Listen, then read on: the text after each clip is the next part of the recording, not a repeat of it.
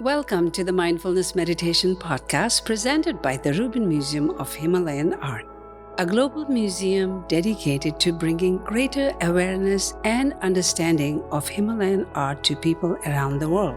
I'm your host, Tashi Chudran. Every Thursday, we offer a meditation session at New York Inside Meditation Center that draws inspiration from an artwork from the Rubin's collection and is led by a prominent meditation teacher. This podcast is a recording of our weekly in-person practice. The description of each episode includes information about the theme for that week's session and an image of the related artwork.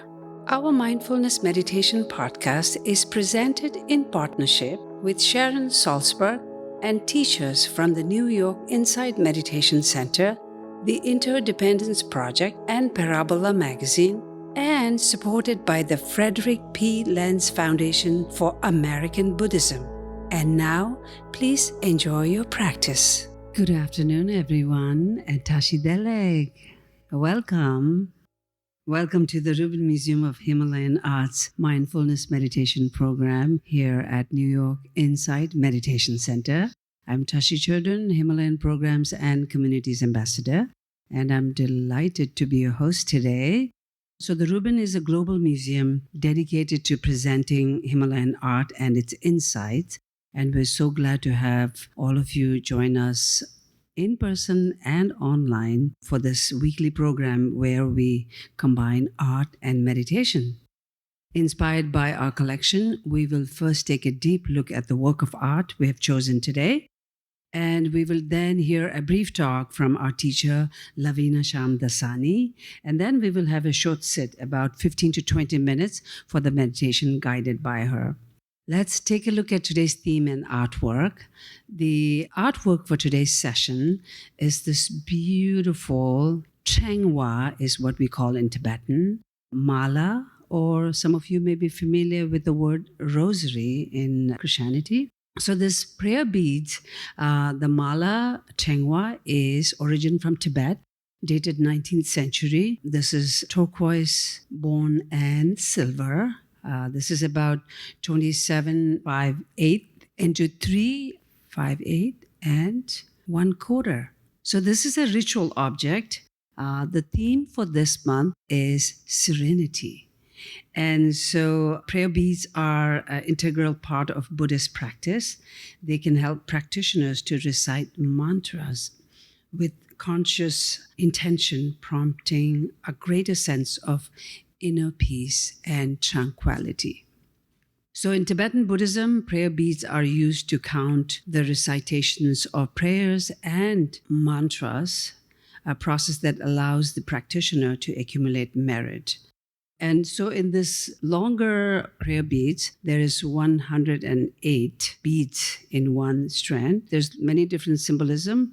One of the symbolic of 108 is to purify or remove the defilement that one seeks to overcome on the path to enlightenment. 108 also is representing wholeness or realizing the interconnectedness, so that we all are kind to each other, in other words, right? Compassion and loving kindness. So the prayer beads are ritual objects of a particularly personal nature, and so the material often reflects both the status and personal taste. These prayer beads are made out of turquoise, as you see here, and there is the bone in between, and there is a captain bead. So if you go a little bit further down, this is often called captain bead that marks one strand. And then what you see here with the tassel is the counter. So each strand has 108, but more like you will count as 100, and then you pull one counter bead, and then you do the other round, and then second one. When you finish one strand, that means you have accumulated 1,000. And then you push everything back and go to the next strand and pull one. That is the 1,000 count. So that's how they will keep track of 100,000 accumulation of certain practice. All right. And now let's bring on our teacher for today. Our teacher is Lavina Shamdasani. Lavina is a certified compassion teacher through the Compassion Institute and Stanford University. She has taught programs focused on mindfulness, compassion, joy, and gratitude, and led book club discussions and meditations for over many years. Lavina studied positive psychology coaching at the Whole Being Institute and helps clients transform their lives and meet their personal and professional goals. You can find Lavina on souljoybylavina.com. Please help me in welcoming Lavina Shamdasani. Thank you.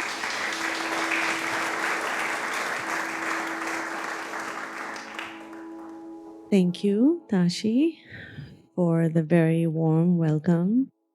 And thank you to the Rubin Museum for inviting me back today to lead this session in mindfulness on serenity. And thank you to all of you for being here. You add beautiful energy to the room, and practicing together in person is a real gift. So thank you. And on this subject of serenity, maintaining calm in the face of adversity, how many of us are regular practitioners of meditation and mindfulness? Just show of hands. The majority of this room, couple of new folks. And with this expert room of practitioners, how many of us can maintain calm in the face of adversity? Show of hands. Somewhat in the face of a negative situation, when you're experiencing something and you're thinking, oh no, it's happening again. Goodness.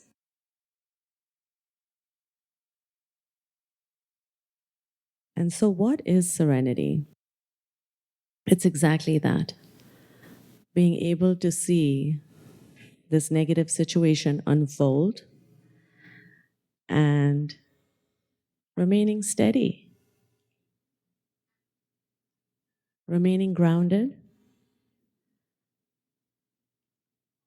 And so, what are the aspects? The first is non reactivity. So, the situation could be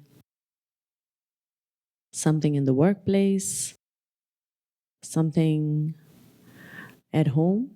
I recently had a situation at home where floor to window ceiling, floor to ceiling window spontaneously cracked and was crumbling right in front of my eyes. So it could be something like that, completely out of our control, something at work, negative outcomes at work.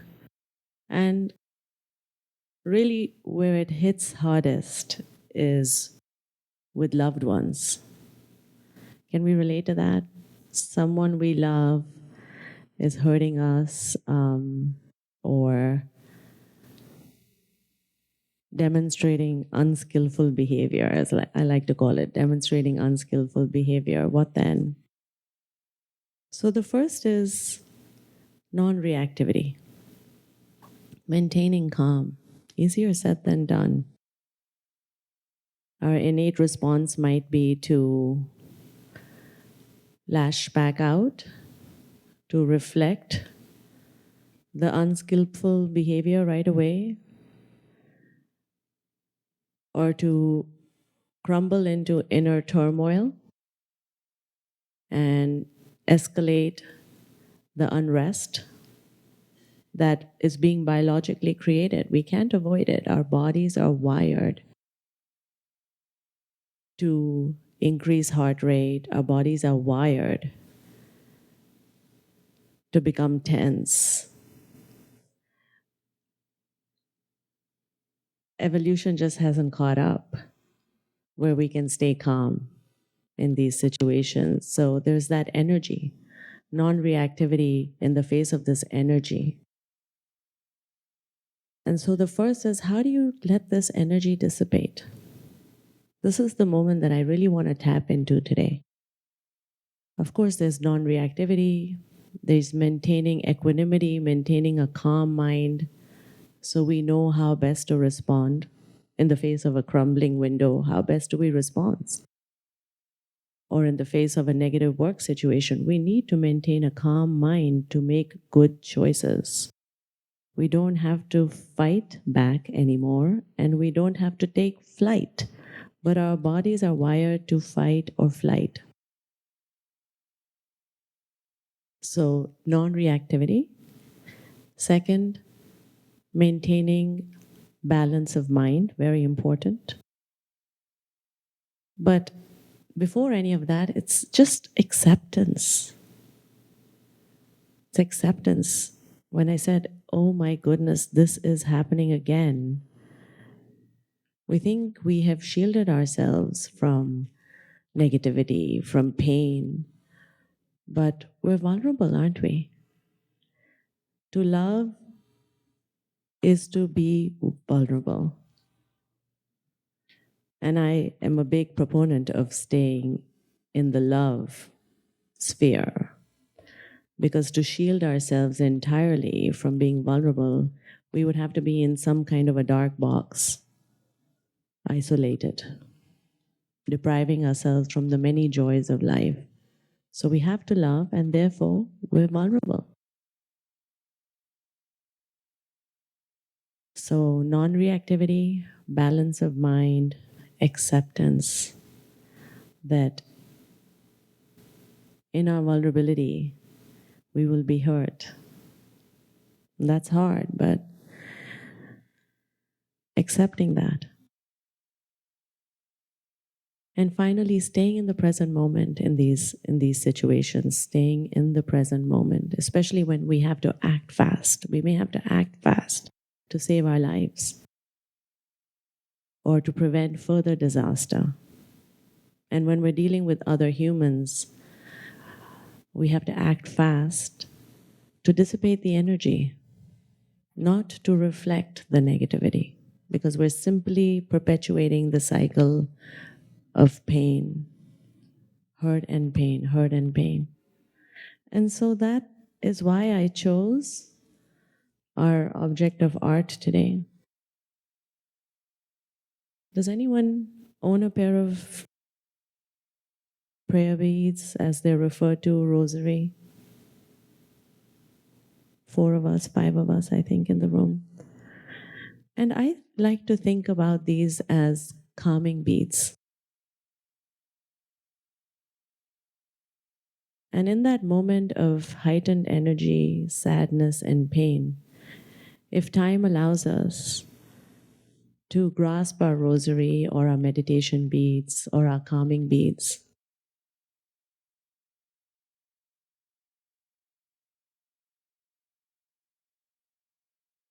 touching the beads is grounding. And they're called prayer beads, but they have many different uses and references. Meditation beads, prayer is essentially a form of meditation, right? So I love my rosary, and just sitting with the rosary and waiting for that initial energy, the energy of hurt, of disappointment, to dissipate. So I'm focusing on that micro moment, if you will. And the best thing to do is to sit with that energy, and it will dissipate.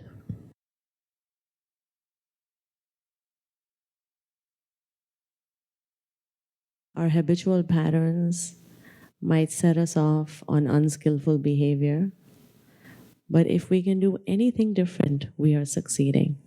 Anything different from our habitual patterns.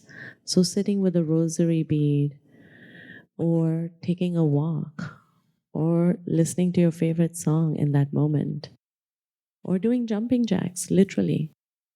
Anything to break our habitual patterns. And so, how do we do that? With the help of our rosary beads, we practice breath awareness meditation. That initial energy of disappointment, of emotion, dissipates. From there, we can do a body scan to see where this is hitting us the most. And I'm holding my hand to my heart because we can self soothe. From there, we can engage in self compassion, self loving kindness in that micro moment. Because the pain is real, the pain is felt, the hurt exists somewhere in our body, in our hearts.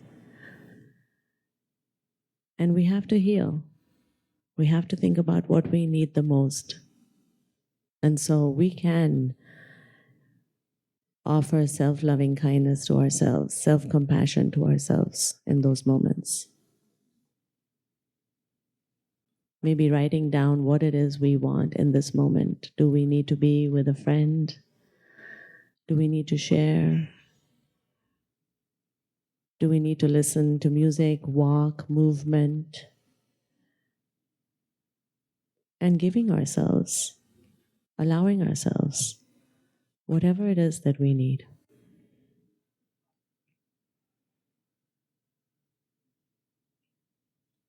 So, the how, breath awareness practice, body scan to see where it's showing up for you. 3, self compassion, self loving kindness. And then finally, letting go of the need to control.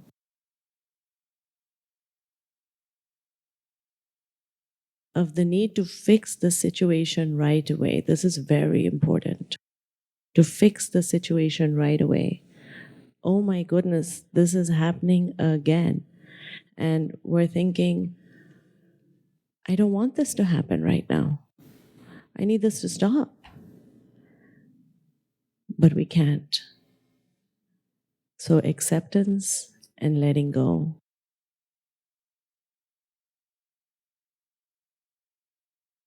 And then the hardest part is to ask ourselves, are we still okay despite what happened? And that's something I'm still struggling with. Am I okay? Can I still experience joy? Can I still smile, find happiness? For the most part, yes. But I'm still carrying the weight. And hopefully, time is our greatest healer. But the intense energy has dissipated. The acceptance has kicked in.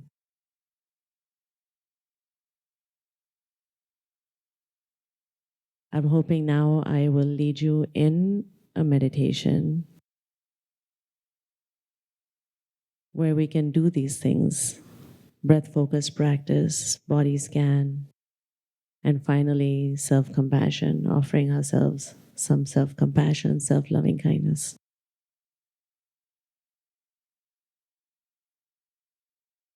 And so I invite you to find a comfortable position. You can either lower your gaze or close your eyes, whatever feels most comfortable. Maintaining a position of alertness, comfort yet alertness. We want to work with this. We want to stay present with what's going on and not fall asleep, hopefully. But if you fall asleep, self compassion, non judgment. You're very tired. And so let's begin with 3 deep breaths just to release any residual energy. I invite you to inhale all the way in, inhale deeply, and exhale, releasing through the mouth. And 2 more. Inhale and exhale through the mouth, dropping the shoulders, releasing. And one final inhale. And exhale through the mouth. And now just drop into your body's natural rhythmic breath, inhaling and exhaling through your nostrils.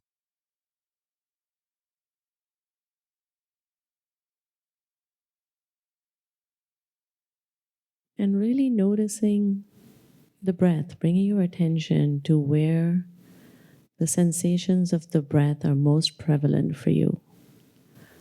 Whether it's in the rising and lowering of your chest, or in the flow of air in and out of your nostrils. And I'm going to be silent and let you really experience the body breathing.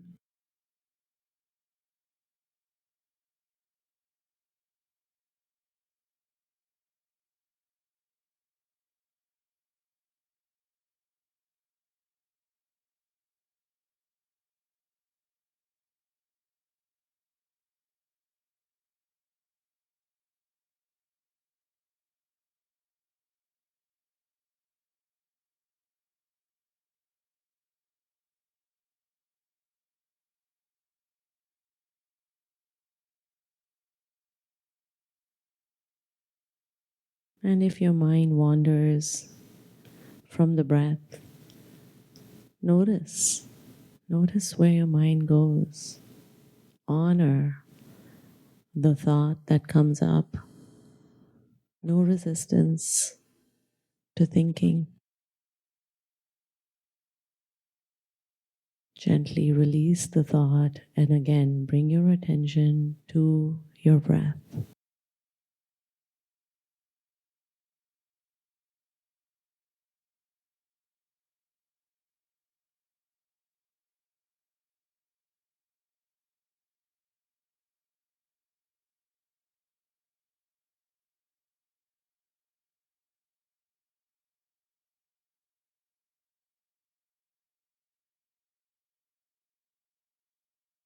And notice if something comes up for you, some pain, something you're struggling with, a negative situation.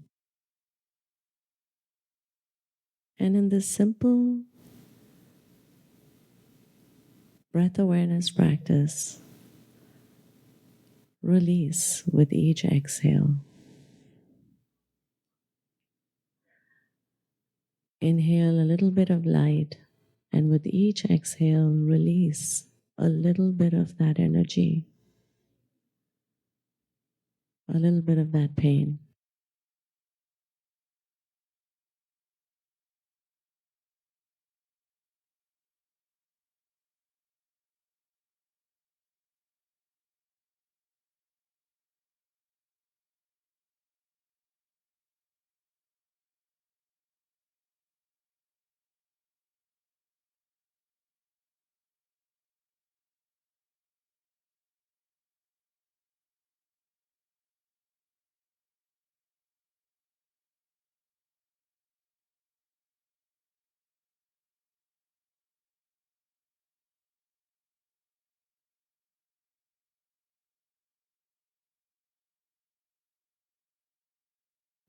This is how, in that heightened moment, we can let the energy of our emotions dissipate.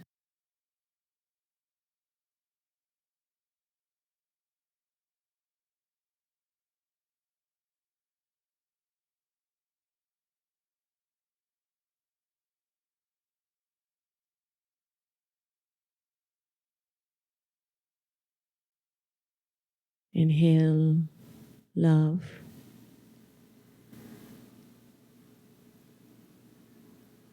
And with each exhale, release. Let go.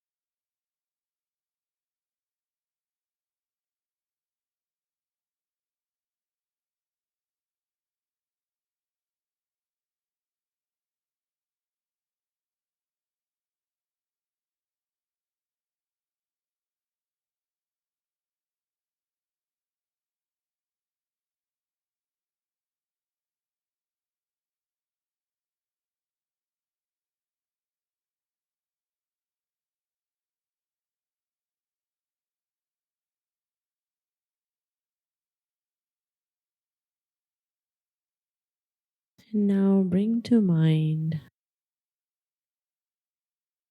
a visual of something that represents to you unconditional love and compassion.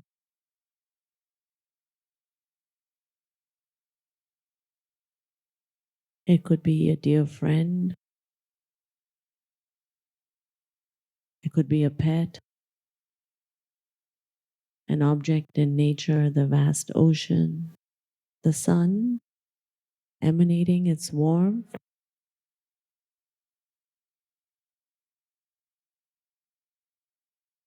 a golden light,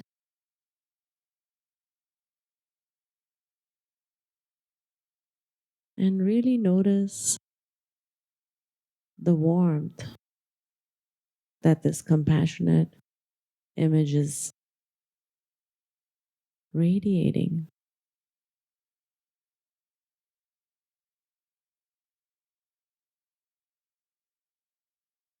And in the presence of this compassionate image, you can be entirely yourself. There's no judgment, only loving kindness.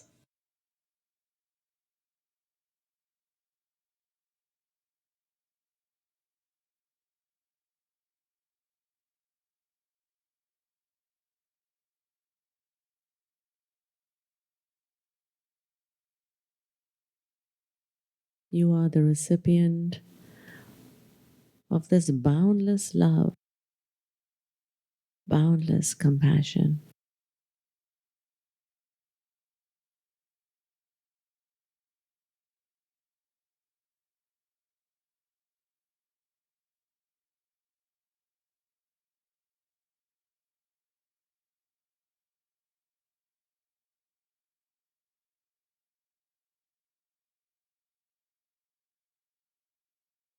And with each inhale, bring in this golden light, this boundless love.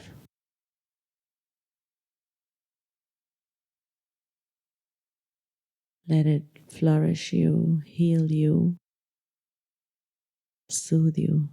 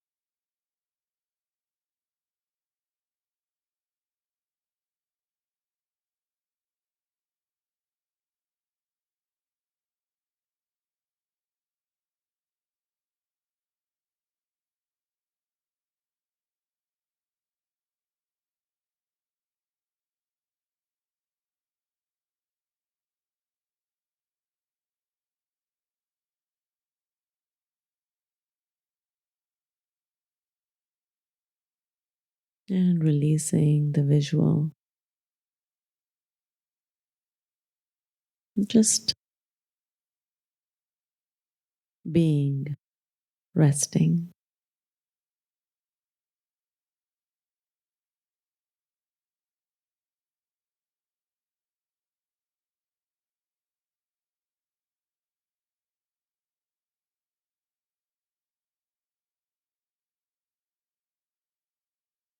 And asking yourself, what small act of kindness might you offer yourself today?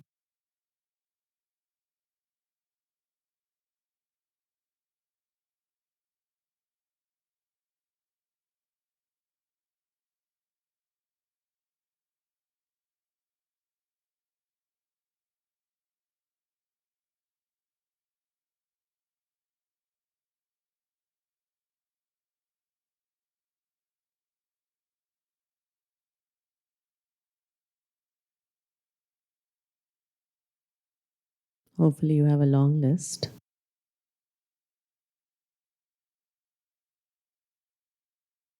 Set the intention to get to one of those list items today.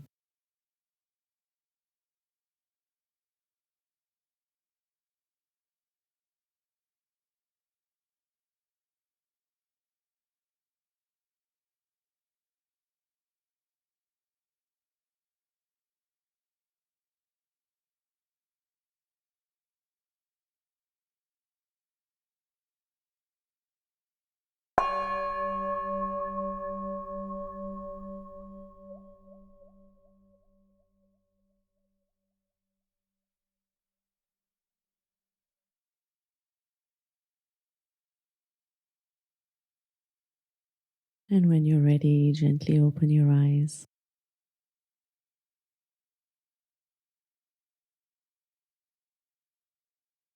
Thank you so much for that wonderful session.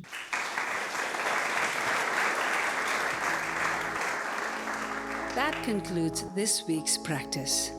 To support the Rubin and this meditation series, we invite you to become a friend of the Rubin at rubinmuseum.org/friends. If you are looking for more inspiring content, please check out our other podcast, Awaken, which uses art to explore the dynamic paths to enlightenment and what it means to wake up. Available wherever you listen to podcasts. And to learn more about the Rubin Museum's work around the world, visit rubinmuseum.org. Thank you for listening. Have a mindful day.